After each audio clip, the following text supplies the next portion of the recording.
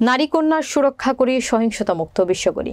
এই প্রতিপাদ্যকে ধারণ করে ৯ ডিসেম্বর বেলা ১১টায় কুড়িগ্রামের রাজীবপুর উপজেলায় আন্তর্জাতিক নারী নির্যাতন প্রতিরোধ পক্ষ এবং বেগম রোকেয়া দিবস উদযাপিত হয়েছে। বিস্তারিত দেখুন নিজস্ব প্রতিনিধি তারিকুল ইসলাম তারার তথ্যচিত্রে। উপজেলা পরিষদ হলরুমে অনুষ্ঠিত এই অনুষ্ঠানের সভাপতিত্ব করেন সহকারী কমিশনার রাজীবপুর উপজেলা কর্মকর্তা জাহাঙ্গীর আলম বাবু। তিনি তার বক্তব্যে নারীর প্রতি সহিংসতা প্রতিরোধে সমাজের সকল স্তরের সচেতনতা বৃদ্ধির গুরুত্ব তুলে ধরেন।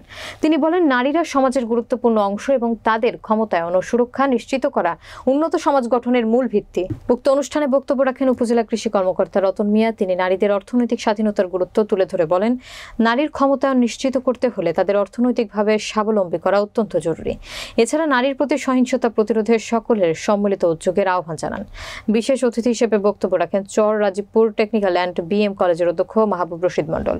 তিনি বেগম রোকেয়ার অবদান এবং তার শিক্ষা ও সমাজ সংস্কারের ভাবনা নতুন প্রজন্মের কাছে তুলে ধরার গুরুত্ব নিয়ে কথা বলেন।